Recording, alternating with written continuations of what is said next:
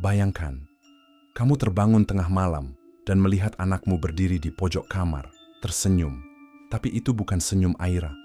Itu senyum seseorang yang seharusnya sudah mati. Malam ini, kamu akan tahu kenapa cinta seorang ibu bisa menjadi kutukan paling mengerikan. Selamat datang di Jurnal Horor ID dan bersiaplah untuk mendengar kisah yang tak akan bisa kamu lupakan. Namaku Lila. Aku berusia 23 tahun dan cerita ini terjadi sekitar 2 tahun yang lalu. Namun hingga hari ini, kenangannya masih menghantui setiap malamku. Waktu itu, aku baru saja lulus kuliah dan keluargaku memutuskan untuk berlibur ke Mojokerto, ke rumah tua peninggalan kakek yang telah lama terbengkalai. Rumah itu terletak di tengah hamparan kebun tebu yang sangat luas. Sebentang daratan yang tampak damai di siang hari, tapi berubah menjadi lautan bayangan yang menyeramkan saat malam menjelang.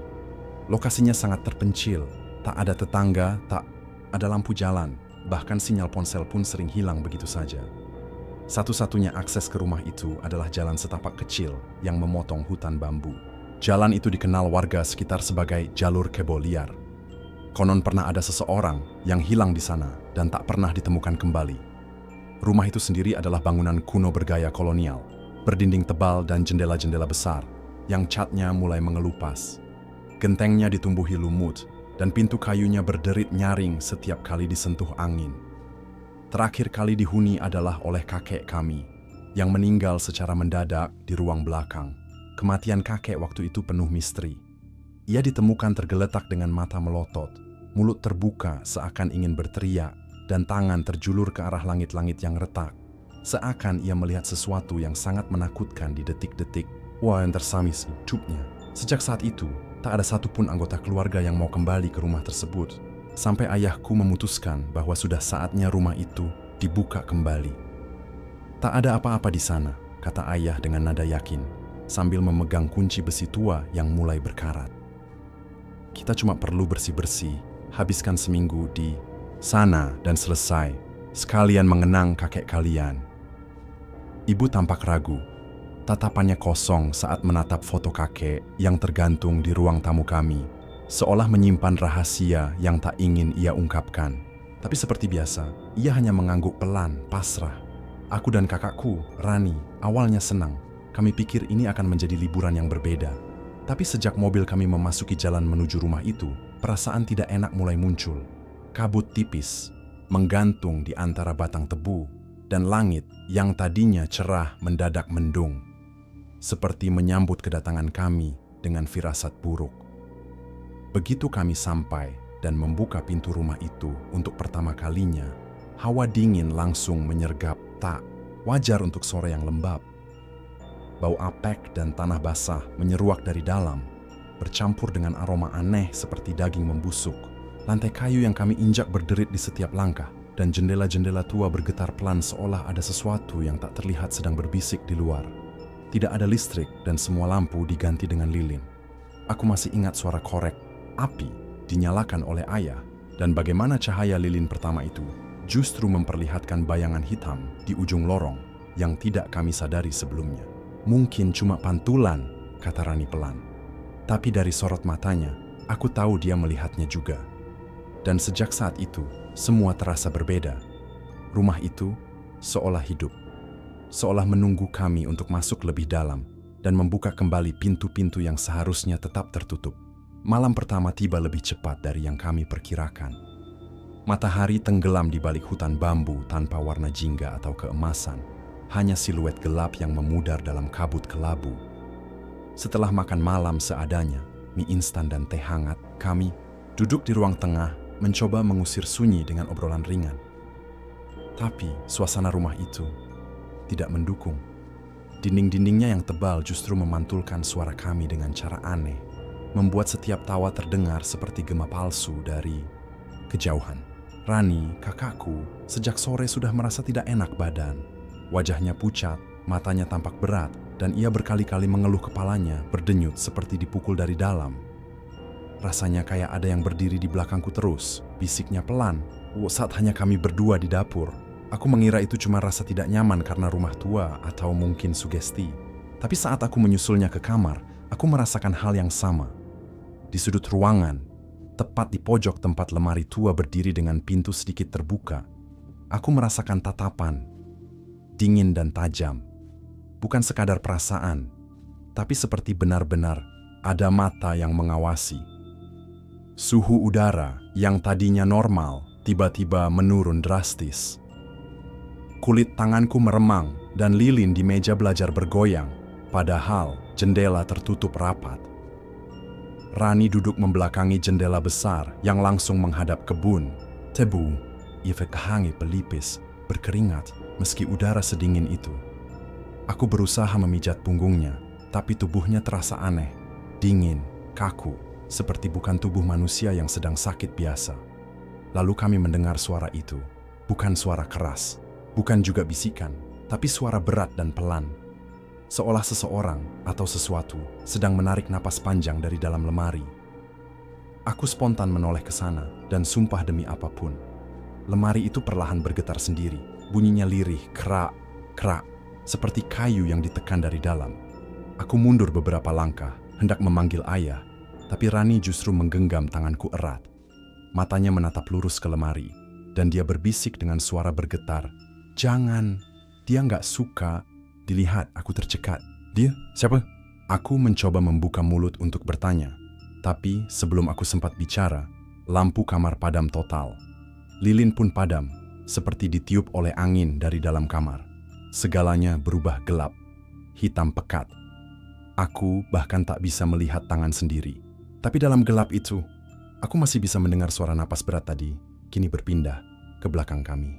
Aku tidak ingat pasti pukul berapa saat aku terbangun malam itu. Jam tangan yang biasa kugunakan mendadak mati, jarum detiknya berhenti di angka 12:05.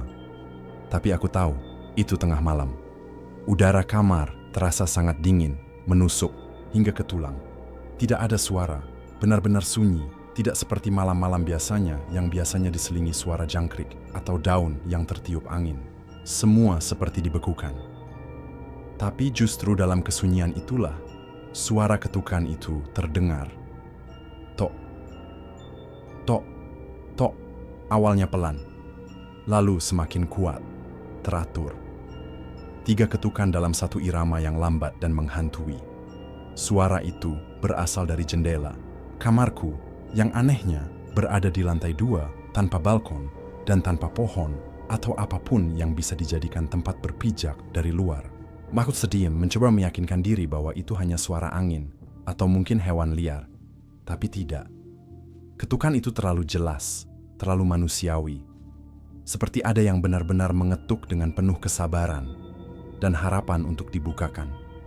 Tok, tok, tok. Aku berani membuka mata, dan saat itu, aku melihat sesuatu yang membuat napasku tercekat.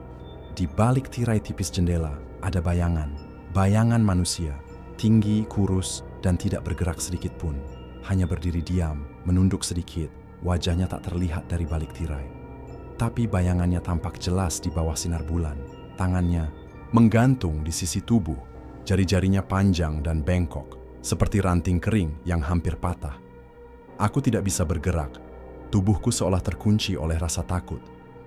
Jantungku berdetak cepat dan keringat dingin mulai mengalir dari pelipis. Meski udara begitu membeku, aku mencoba membangunkan Rani yang tidur di sebelahku. "Rani!" bisikku. Tidak ada jawaban. "Rani, bangun. Ada sesuatu di jendela." Aku mengguncang bahunya pelan, tapi tubuhnya kaku. Terlalu kaku. Ketika aku membalikkan badannya, mataku membelalak. Rani berbaring dengan mata terbuka, lebar, menatap lurus ke langit-langit seolah melihat sesuatu yang tak bisa kulihat. Bibirnya terbuka sedikit, dan dari mulutnya terdengar suara lirih, seperti seseorang yang mencoba bicara dalam tidur, tapi bukan dengan suaranya sendiri. Suaranya berat, dalam, dan terputus-putus, seperti suara orang yang sedang tenggelam. "Dia datang, jangan, bukakan." Aku hampir menjerit, tapi sebelum aku bisa melakukan apapun, ketukan di jendela berhenti, digantikan oleh suara, goresan, Sri Ed, Sri Ed, Sri Ed. Seperti kuku yang diseret pelan-pelan di permukaan kaca. Dan suara itu datang bersama bau menyengat, campuran tanah basah, darah, dan sesuatu yang busuk, seperti daging membusuk yang sudah lama dikubur, lalu digali kembali. Aku menatap jendela, dan untuk sesaat, tirai itu bergoyang. Seperti ada yang meniupnya dari luar, tapi tidak ada angin. Dan dari celah tirai, aku bisa melihat mata itu. Sepasang mata putih kosong tanpa bola hitam. Hanya putih, menatap lurus ke dalam kamar. Menatap aku. Aku berbalik, memeluk Rani erat-erat. Tubuhku gemetar hebat. Aku tak tahu apa yang harus kulakukan. Doa-doa kulantunkan dalam hati, meski lidahku terasa keluh. Tapi Rani tetap saja menatap kosong ke langit-langit. Tubuhnya kaku seperti kayu, dan napasnya semakin pelan. Suasana kamar berubah drastis. Udara terasa berat, seperti ada sesuatu yang menekan dari atas, membuat dadaku sulit bergerak. Dan entah dari mana asalnya, terdengar suara langkah kaki di luar kamar. Pelan, berat. Seperti kaki telanjang yang menapak langsung di lantai kayu yang dingin. Langkah itu datang dari lorong luar, mendekat, perlahan, menuju kamar kami. Aku memejamkan mata, berharap semua ini hanya mimpi buruk. Tapi suara langkah itu berhenti tepat di depan pintu kamar. Sunyi sejenak. Lalu terdengar suara lain. Suara napas. Dari balik pintu. Berat. Lamat-lamat. Seolah dia berdiri di sana. Mengamati. Menunggu. Menilai. Lalu, perlahan, gagang pintu bergetar. Klik. Klik. Seperti seseorang mencoba membuka dari luar. Tapi pintu itu tidak terkunci. Aku segera berlari ke sana, dan dengan tangan gemetar, ku tahan pintu sekuat tenaga. Tubuhku menempel pada kayu tua itu, berusaha menahannya agar tidak terbuka. Tapi kekuatan di balik pintu jauh lebih besar dari yang kuduga. Pintu itu bergerak sedikit demi sedikit, berderit keras, dan tekanan dari luar semakin kuat. Aku bisa merasakan hawa dingin merembes masuk dari celah-celahnya. Lalu, dari bawah pintu, aku melihat sesuatu menyusup masuk. Sebuah tangan. Hitam, kurus, penuh luka, dan jari-jarinya sangat panjang, dengan kuku-kuku tajam yang berlumur tanah. Tangan itu merayap masuk perlahan, menyapu lantai seperti binatang yang mencium bau mangsa. Aku menjerit, tapi suara jeritanku seperti lenyap di telan dinding. Tidak ada yang datang, tidak ayah, tidak ibu. Rumah itu seperti membungkam segalanya, seperti memisahkan kami dari dunia luar. Aku memukul tangan itu dengan kaki, tapi ia tidak bergerak mundur, justru semakin masuk. Lalu tiba-tiba dari belakangku suara Rani terdengar. Tapi bukan suara Rani yang biasa. Aku tidak bisa keluar, dia sudah di dalam. Aku menoleh, dan saat itu aku kehilangan keseimbangan. Rani berdiri tegak di sudut kamar menatapku dengan mata hitam legam. Bukan putih, bukan merah, tapi pekat sepekat malam tanpa bulan. Mulutnya menganga lebar, hingga pipinya robek sedikit ke samping. Darah menetes dari dagunya. Dia menunjuk ke arah pintu, lalu berbisik dengan nada sangat dalam. Dia tidak suka dilawan. Tiba-tiba, pintu berhenti bergetar. Tangan itu menghilang, dan yang terdengar hanya suara nafas berat yang kini berpindah, bukan dari luar, tapi dari dalam kamar. Aku terdiam, membeku di tempat. Napasku tercekat, mataku tak berani berpaling dari sosok Rani, atau makhluk yang kini memakai wujud kakakku itu. Suasana kamar berubah drastis. Udara kini dipenuhi bau amis, seperti darah yang sudah lama mengering bercampur tanah basah dan kapur mayat. Rani masih berdiri di sudut ruangan, tubuhnya gemetar perlahan seperti sedang menahan sesuatu yang ingin keluar dari dalam dirinya. Tapi yang paling mengerikan adalah matanya. Bukan hanya hitam legam, tapi juga bergerak cepat, seperti mencari-cari sesuatu. Tidak fokus padaku, tapi seolah sedang memindai dimensi lain yang tidak bisa kulihat. Jangan lihat aku, suaranya kini parau, penuh kesakitan. Dia sedang meminjamku. Aku mundur perlahan, punggungku menabrak meja kecil di samping tempat tidur, dan sebuah lilin terjatuh. Tapi lilin itu tidak menyala lagi. Cahaya satu-satunya hanyalah remang dari luar jendela. Bulan tertutup awan, dan setiap bayangan yang terbentuk terlihat miring, panjang, dan tidak wajar. Tiba-tiba Rani menjerit, begitu nyaring dan menusuk telinga. Tubuhnya seperti tertarik ke belakang oleh kekuatan tak kasat mata. Ia terseret begitu saja ke dinding, lalu Tubuhnya menempel. Bukan bersandar, benar-benar menempel di dinding. Vertikal, kepalanya menunduk, rambut panjangnya menjuntai, dan tubuhnya melayang beberapa sentimeter di atas lantai. Aku berteriak, memanggilnya. "Rani, lepaskan dia. Apapun kau, jangan ambil dia." Tapi jeritanku hanya dibalas oleh tawa. Bukan dari Rani, tapi dari balik dinding. Tawa rendah, serak, dan seperti berasal dari tenggorokan yang penuh lendir. Suara itu mengalun di dalam kepalaku, menggema tanpa arah. Lalu muncul suara lain, suara langkah kaki, namun bukan di lantai kayu. Suaranya seperti berjalan di langit-langit. Tok, tok, tok. Langkah itu kini terdengar dari atas. Dari plafon kamar kami, aku menatap ke atas, dan di sanalah dia. Sebuah sosok berdiri terbalik di langit-langit. Kakinya kurus dan panjang, kulitnya pucat kebiruan, seperti mayat yang sudah lama terendam air. Rambutnya menutupi wajah, tapi dua. Matanya menonjol keluar dari balik sela rambut itu, putih, besar, dan menyala samar-samar. Perlahan, dia merayap di langit-langit, seperti laba-laba besar. Setiap gerakannya menghasilkan bunyi retak kayu yang menusuk telinga.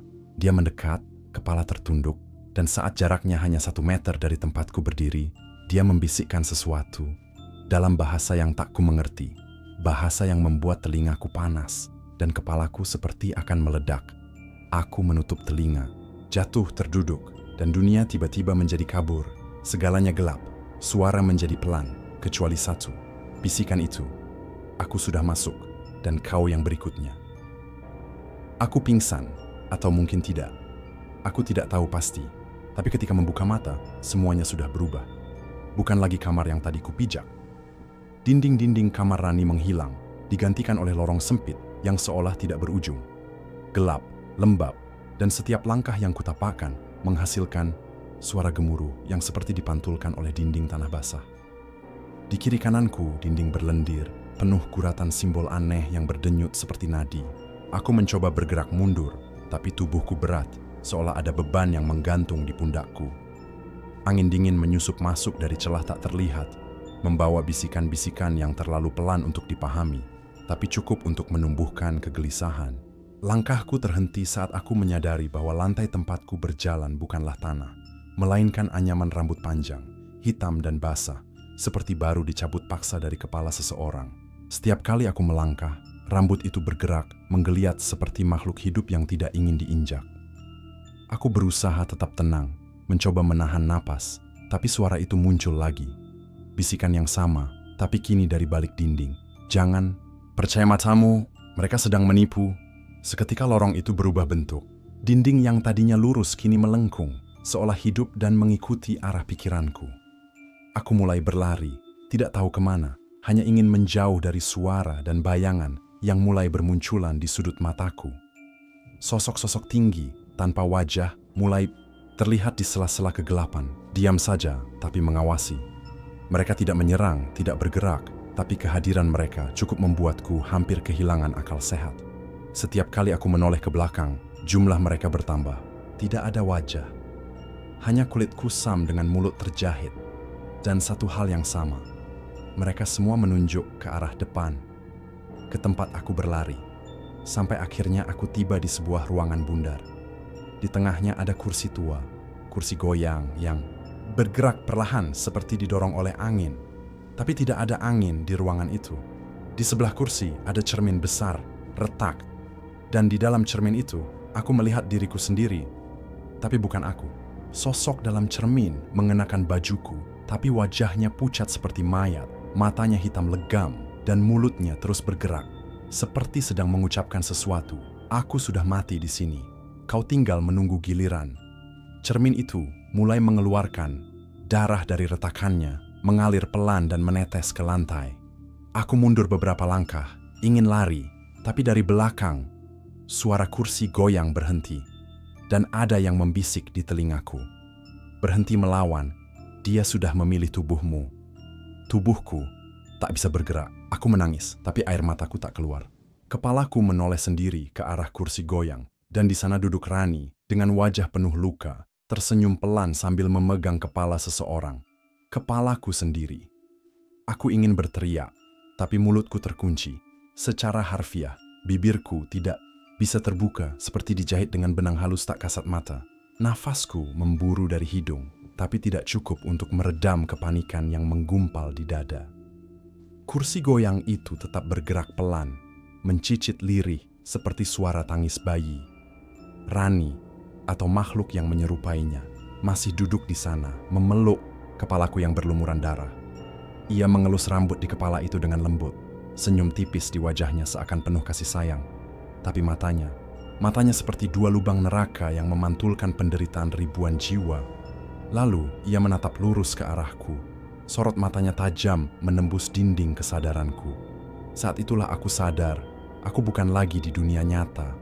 Tempat ini bukan rumah, bukan lorong, bukan kamar. Ini semacam ruang di antara dunia, tempat roh-roh tersesat dan terperangkap. Dunia ini seperti dikendalikan oleh sesuatu yang lebih tua dari waktu, sesuatu yang hanya tahu rasa lapar dan rasa benci. Tiba-tiba, ruangan itu hancur seketika, retak seperti kaca dilempar batu. Realitas terpecah belah dan aku terhisap masuk ke dalam kegelapan. Tubuhku melayang, jatuh ke dalam lubang tak berdasar.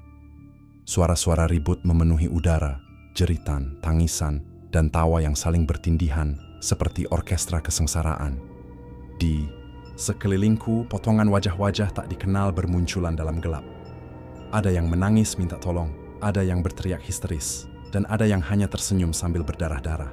Mereka melayang bersamaku, menatapku seolah aku adalah bagian dari mereka. Lalu aku jatuh, tubuhku terbanting di lantai keras, entah di mana. Tapi kali ini, aku kembali di rumah, di ruang tamu. Lampu temaram menyala, jam dinding berdetak, dan televisi menyala sendiri memperlihatkan saluran penuh semut hitam putih. Semua tampak normal, tapi ada yang aneh, sunyi yang mencurigakan. Seolah rumah ini hanyalah replika, sebuah cangkang palsu yang dibuat untuk menipuku. Aku berdiri perlahan, dan langkah kakiku membawaku ke dapur. Di sana, kulihat ibuku berdiri membelakangi kompor. Ibu, suaraku akhirnya keluar, lirih. Ibuku tidak menjawab. Ia hanya berdiri diam, tangannya bergerak seolah sedang mengaduk sesuatu di panci. Aku berjalan lebih dekat, dan saat aku menyentuh bahunya, dia berbalik. Tapi itu bukan ibuku. Wajahnya penuh luka, kulitnya menggantung seperti kulit ular yang mengelupas. Matanya tidak ada, hanya dua lubang gelap yang mengucurkan darah pekat. Mulutnya terbuka lebar, robek hingga ke pipi, dan dari dalamnya keluar bisikan lirih, bisikan Rani, suara yang sama. Pulang bukan pilihan, kamu sudah milik dia. Lalu, tangan ibu orang itu meraih leherku.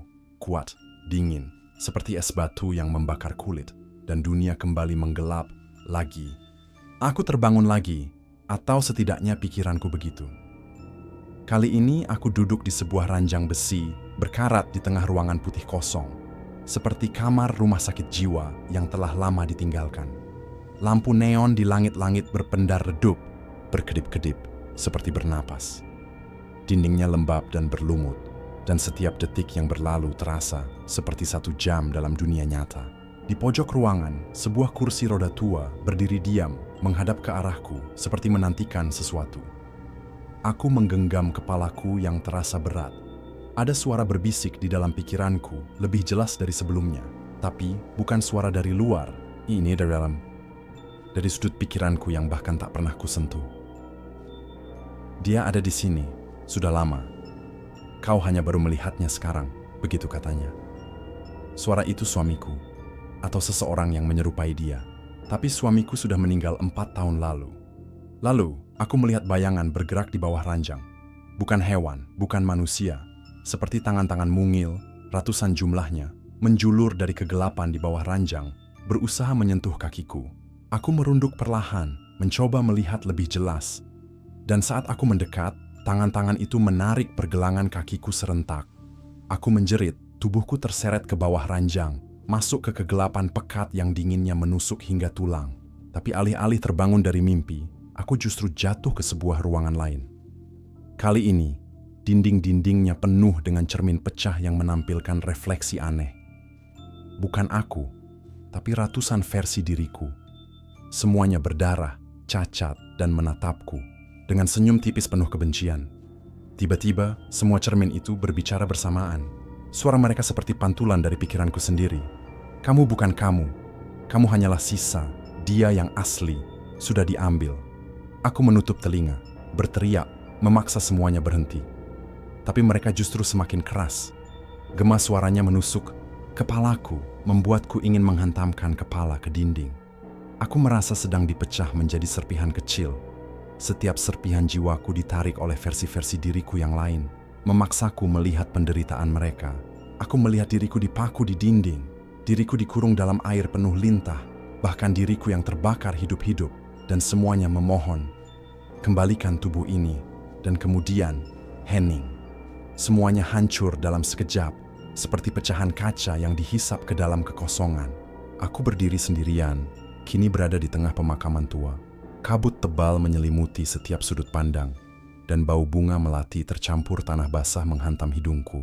Di hadapanku, berdiri nisan batu dengan ukiran namaku sendiri. Tanganku gemetar saat menyentuhnya. Dan saat itu pula, dari balik nisan, sebuah tangan kurus, penuh belatung, menyentuh lenganku dari bawah tanah. Tangan itu mencengkeramku dengan kekuatan yang tak manusiawi, dingin dan licin, seolah keluar dari tanah yang masih basah oleh darah.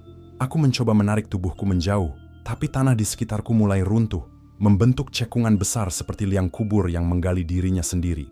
Dari dalamnya, tangan-tangan lain bermunculan, puluhan, mungkin ratusan. Semua menjulur ke arahku, mencengkeram, menarik, mencakar. Bau busuk menguar kuat, bau daging membusuk, bercampur lumpur dan kematian. Aku berteriak sejadi-jadinya, tapi suara itu tertelan kabut. Tak ada yang mendengar.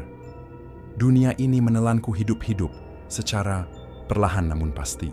Lalu, dari sela kabut yang semakin padat, sesosok bayangan muncul, tinggi, ramping, dan seluruh tubuhnya dibalut kain kafan yang compang-camping. Wajahnya tertutup, tapi matanya menyala merah menyala dari balik kain. Sosok itu tidak berjalan.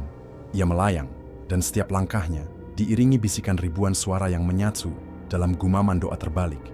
Ia mendekatiku perlahan, dan tangan-tangan dari tanah tiba-tiba berhenti. Mereka mundur, seolah tunduk padanya. Sosok itu lalu mengangkat tangannya ke arahku, dan tiba-tiba tubuhku ringan, melayang, dibawa mendekat ke arahnya. Aku ingin menolak, ingin melawan, tapi tubuhku tak mau mendengar. Seakan aku telah menjadi boneka di tangannya. Sosok itu lalu menyentuhkan telunjuknya ke dahiku, dan tiba-tiba semuanya menjadi hitam. Namun di kegelapan itu, aku bisa melihat. Bukan dengan mata, tapi dengan kesadaranku. Aku melihat diriku sendiri, terbaring di ranjang rumahku. Keluargaku menangis di sekeliling tubuhku. Ada lilin menyala, suara ayat-ayat suci dibacakan, dan kain putih telah menutupi tubuhku. Aku telah mati. Tapi yang paling menakutkan bukan itu. Yang menakutkan adalah aku juga melihat seseorang berdiri di pojok ruangan. Seseorang yang memakai bajuku, yang memiliki wajahku. Ia menatapku dan tersenyum, lalu membisik pada telinga suamiku. Jangan khawatir, dia sudah tenang sekarang. Seketika, itu pula aku tersadar. Aku tidak dikubur, tidak benar-benar mati, tapi ragaku telah diambil. Diriku yang asli, jiwaku, dikurung di dunia antara, dan tubuhku kini ditempati oleh sesuatu yang bukan manusia. Dan disinilah aku sekarang, berteriak tanpa suara, menatap dunia yang tak bisa kujamah, tertawan di balik bayangan makamku sendiri. Waktu di tempat ini tidak berjalan seperti di dunia nyata. Aku tidak tahu sudah berapa lama aku berada di sini. Bisa saja beberapa menit, atau mungkin bertahun-tahun. Tidak ada matahari, tidak ada malam, hanya kabut kelabu yang menggantung abadi. Di tempat ini, aku bukan manusia, bukan pula roh, hanya kesadaran yang terpenjara. Setiap detik, aku merasakan tubuhku yang seharusnya mati, masih bergerak di dunia sana. Dan yang mengendalikannya bukan aku. Aku bisa melihat melalui matanya. Sosok yang merasuki tubuhku itu hidup seperti biasa, berbicara, tersenyum, tertawa di antara keluargaku. Tapi setiap tindakannya tidak sepenuhnya manusiawi. Ia menatap orang-orang terlalu lama. Ia bicara terlalu tenang. Ia menyentuh anakku dengan cara yang membuat bulu kudukku merinding. Ia bukan aku. Ia sedang mempelajari mereka, mengamati, menyatu, menunggu. Dan aku di sini hanya bisa melihat, tapi penderitaanku tidak berhenti di situ. Di sekeliling tempat ini, aku mendengar suara lain, jeritan, ratapan, tertawa menggila. Aku tak sendiri. Ada banyak jiwa lain yang juga terjebak. Mereka menggumam, berbicara dengan bahasa yang sudah tidak dikenal oleh manusia. Beberapa dari mereka pernah menjadi seperti aku, diambil tubuhnya, dipenjara kesadarannya, lalu dilupakan perlahan oleh dunia. Nama mereka hilang, kenangan tentang mereka memudar, seolah tidak pernah ada. Yang lebih mengerikan, di antara suara-suara, ku mendengar suara Rani. Ia tertawa panjang, seperti anak kecil yang puas mendapatkan mainan baru. Ia tidak menampakkan wujud, tapi aku tahu dia ada di sini, mengawasiku, menertawaiku. Mungkin dialah yang membuka pintu ini, yang menyeretku ke jurang tanpa dasar ini. Entah karena dendam atau hanya permainan, tapi satu hal yang pasti, ia bukan hantu biasa. Ia bukan sekadar arwah penasaran. Rani adalah sesuatu yang jauh lebih kuno, lebih kuat, dan lebih kejam. Aku mulai mengingat satu persatu potongan masa laluku kembali. Saat kecil, aku pernah melihat sosok wanita duduk di atas pohon jambu depan rumah memanggilku dalam mimpi. Ibuku pernah berkata, dulu nenek kami meninggal aneh setelah kesurupan di tengah malam. Dan rumah keluarga kami tidak pernah benar-benar kosong. Selalu ada penjaga yang tidak boleh disebut namanya. Mungkinkah Rani adalah bagian dari kutukan itu? Apakah keluarga kami sudah lama terikat oleh sesuatu? Dan aku hanya korban selanjutnya? Aku ingin tahu jawabannya, tapi setiap kali aku hampir mengingat, rasa sakit luar biasa menyergap kepalaku. Seolah ada sesuatu yang menghalangi pikiranku. Sebuah penghalang atau mungkin peringatan. Karena di tempat ini, kebenaran adalah bentuk siksaan paling mengerikan. Ingatan itu datang perlahan, seperti asap dupa yang merayap ke dalam ruang gelap pikiranku. Kabur, samar, tapi penuh beban. Aku melihat kembali bayangan nenekku, perempuan renta dengan sorot mata tajam dan bibir yang sering berkomat kamit pelan setiap kali matahari tenggelam. Dulu aku kira ia hanya membaca doa, tapi sekarang aku sadar, itu bukan doa biasa. Itu adalah mantra, sebuah pengikat, dan ia mengucapkannya bukan untuk menyelamatkan kami, tapi untuk menahan sesuatu agar tetap terkunci. Aku mulai mengingat percakapan samar yang pernah kudengar waktu kecil, saat tengah malam ketika aku pura-pura tidur. Ibuku dan nenek berbicara dengan suara tegang. Mereka menyebut nama Rani dengan nada takut. Dia sudah mulai merasuk lagi, kata nenek dengan suara gemetar. Kita harus memperpanjang perjanjiannya sebelum dia memilih tumbal baru. Ibuku menangis malam itu, dan aku tak pernah tahu apa maksudnya. Hingga sekarang, kutukan ini bukan kutukan biasa. Ini perjanjian, sesuatu yang sudah berlangsung selama generasi. Nenekku, ibuku, dan sekarang aku. Kami semua bagian dari rantai, berdarah yang tak pernah benar-benar putus. Rani bukan hanya sosok gaib. Dia adalah entitas yang diberi jalan oleh keluarga kami sendiri. Entah karena kesalahan masa lalu, atau karena perjanjian gelap yang mereka buat untuk sesuatu yang lebih besar. Kekayaan, kekuasaan, atau keselamatan semu. Aku melihat kembali semua keanehan masa kecilku. Boneka-boneka tua dengan mata hitam yang selalu berpindah tempat, suara tangisan dari dalam lemari, dan momen-momen ketika ibuku menatapku dengan mata berkaca-kaca, seolah ingin mengatakan sesuatu, tapi takut. Mungkin saat itu dia tahu, aku yang akan menjadi korban selanjutnya. Tapi ia tak bisa berbuat apa-apa, sama seperti dirinya dulu, sama seperti nenek. Di tempat ini, potongan-potongan memori itu datang satu persatu, seperti mimpi buruk yang diputar ulang tanpa henti. Dan yang lebih menakutkan, setiap kali aku mengingat satu bagian, tubuhku terasa lebih berat. Jiwaku seperti ditarik semakin dalam ke lapisan paling bawah dunia ini. Seolah Rani sendiri ingin aku tahu segalanya. Sebelum ia mengambil sisa terakhir, dari siapa diriku sebenarnya? Karena di balik semua ini, ada satu kenyataan yang kini mulai terbuka. Rani tak hanya mengambil tubuhku. Dia mengambil tempatku di garis keturunan ini. Ia ingin menjadi bagian dari darah kami selamanya. Aku mencoba melawan, mencoba keluar dari ruang kegelapan yang menelanku. Tapi di tempat ini, kehendak bukan milik siapa-siapa. Setiap niat untuk melawan terasa seperti merangkak di lumpur hitam yang lengket dan penuh duri. Aku berteriak, bukan dengan suara, tapi dengan tekad, menolak menjadi korban yang diam saja. Namun, setiap kali aku ingin bangkit, aku merasakan sesuatu menindihku, seperti ribuan tangan tak kasat mata yang mencengkeram tubuhku, menahanku untuk tetap terpuruk, untuk pasrah, untuk menerima takdir yang diwariskan. Dan di tengah keputusasaan itu, aku mulai mendengar nama-nama lain dipanggil. Bukan oleh manusia, tapi oleh suara dari balik dimensi ini. Nama-nama perempuan, beberapa familiar, sepupu, bibi, bahkan adikku sendiri. Nama-nama itu menggema, perlahan-lahan semakin keras, seolah dipanggil untuk mengambil tempatku selanjutnya. Aku tersentak. Bukan hanya aku yang menjadi target. Jika aku hilang sepenuhnya, Rani akan terus bergerak ke generasi berikutnya. Dia haus, dia lapar, dan dia tak akan berhenti hanya dengan satu tubuh.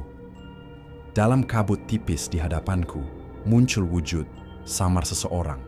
Perempuan tua. Tubuhnya bungkuk, wajahnya penuh luka bakar menghitam. Tapi dari matanya aku tahu, itu nenek. Dia menatapku tajam, dan untuk pertama kalinya dalam tempat ini, aku mendengar suara yang nyata dan jelas. Kamu harus bangun sebelum dia mengikat yang berikutnya, katanya dengan nada berat. Ada cara keluar, tapi kau harus membayar. Aku tak sempat bertanya. Nenekku menghilang seperti asap dan hanya menyisakan sebuah simbol di tanah.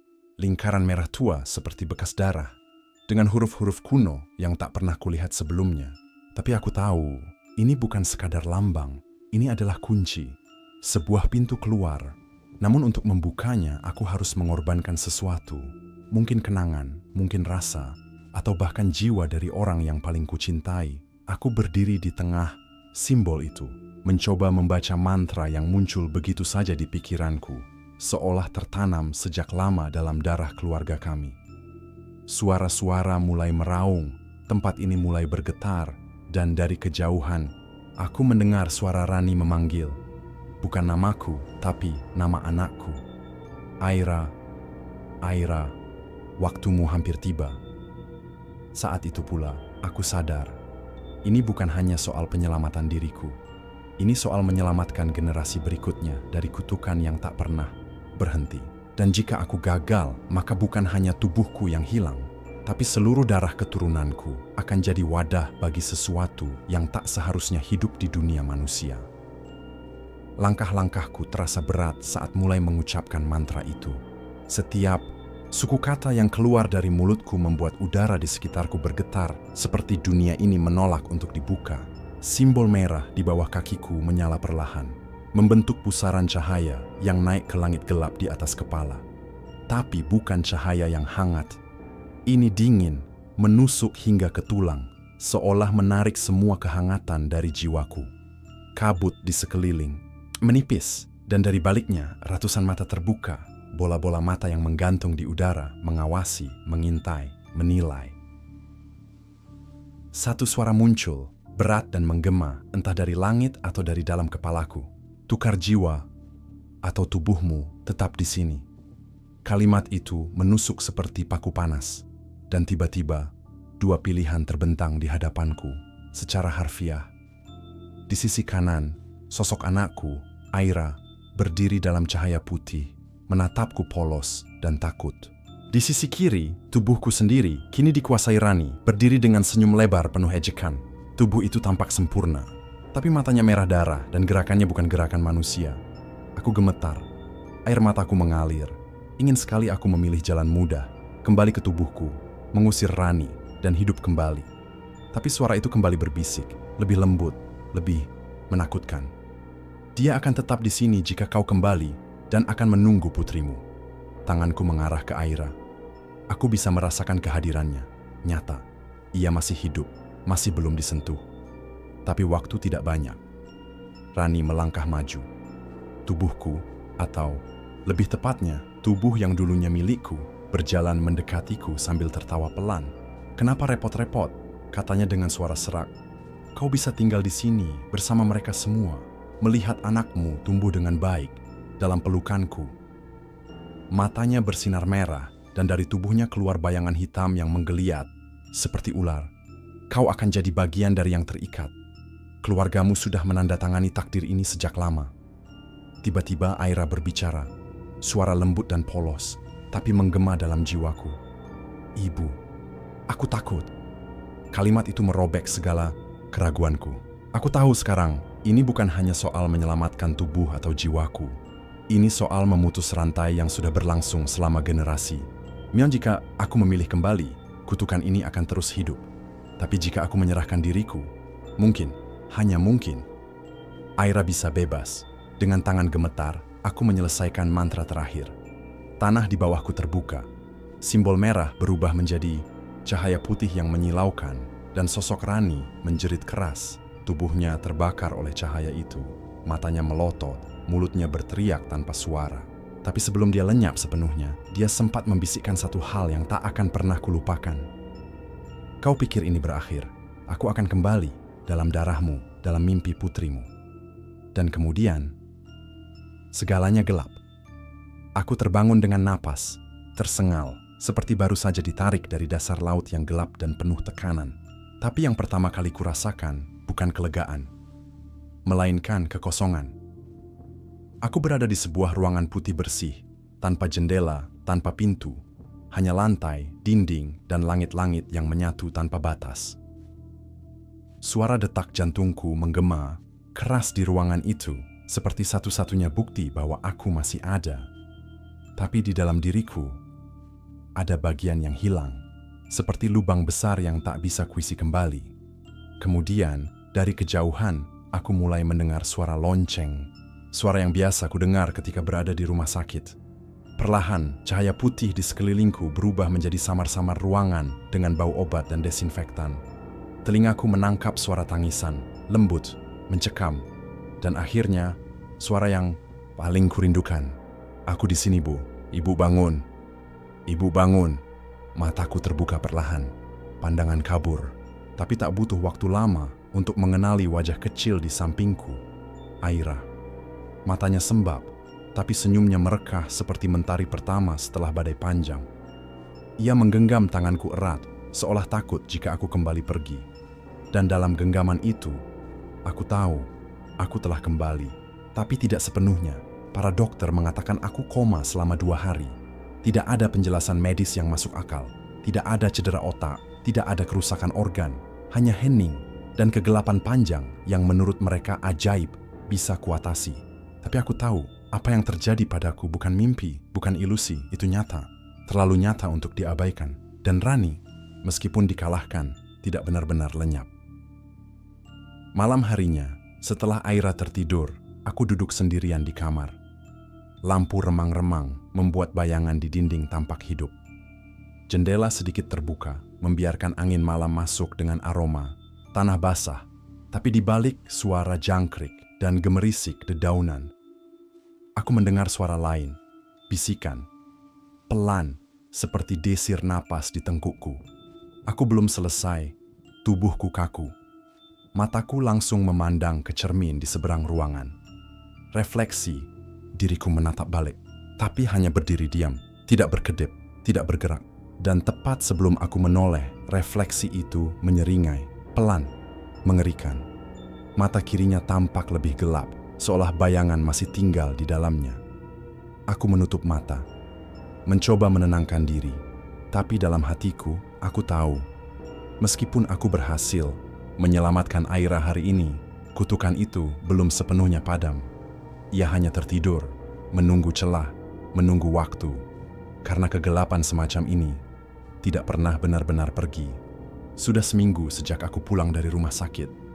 Hari-hariku berjalan normal di permukaan, menyiapkan sarapan, mengantar Aira ke sekolah, menyiram tanaman, dan tersenyum pada tetangga. Tapi di balik semua itu, aku hidup dalam bayang-bayang. Setiap suara bisikan angin, setiap sudut gelap ruangan, setiap cermin yang memantulkan bayanganku, semuanya menjadi pengingat akan sesuatu yang belum usai. Aira mulai sering terbangun tengah malam. Katanya ia bermimpi tentang seorang wanita berbaju merah yang berdiri di dekat jendela kamarnya, hanya diam, menatapnya. Aku mencoba menenangkan dengan alasan logis, mimpi buruk. imajinasi anak-anak. Tapi di dalam diriku, ketakutan mulai tumbuh. Lagi, karena aku tahu siapa wanita itu. Setiap malam aku membakar dupa dan membaca doa-doa yang pernah kudengar dari nenek. Berharap bisa menciptakan penghalang di antara kami dan dunia itu. Tapi semakin sering kulakukan, semakin berat udara di rumah ini. Kadang, lampu berkedip sendiri. Kadang, aku menemukan jejak lumpur kecil di lorong meski hujan belum turun. Dan kadang, yang paling membuatku gentar, aku melihat bayangan seseorang berdiri di pojok mataku. Selalu di sudut, selalu diam, selalu menunggu. Sampai akhirnya, malam itu tiba. Aku terbangun jam 3 dini hari. Rumah sunyi.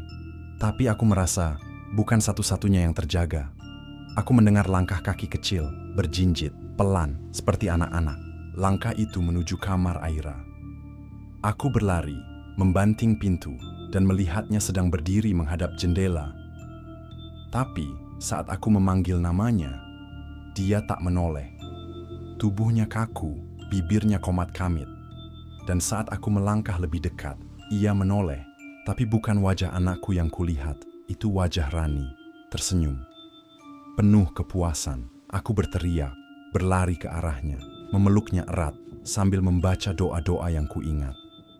Tapi dunia di sekitarku mulai bergetar, seperti tanah ini menolak kehadiranku. Dinding-dinding retak, cermin meledak, dan suara tawa Rani menggema, membelah udara. Aira berteriak dari dalam tubuhnya sendiri, memohon dikeluarkan. Tapi aku terlambat. Pagi harinya, polisi menemukan rumah kami dalam keadaan porak-poranda. Mereka bilang aku mengalami psikosis pasca trauma. Aira.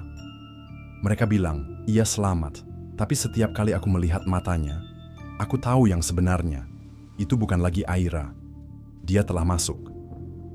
Dan kali ini, tidak maka kita yang bisa mengusirnya. Jika kamu suka cerita seperti ini, jangan lupa klik tombol like dan subscribe, serta nyalakan lonceng agar tidak ketinggalan kisah horor berikutnya.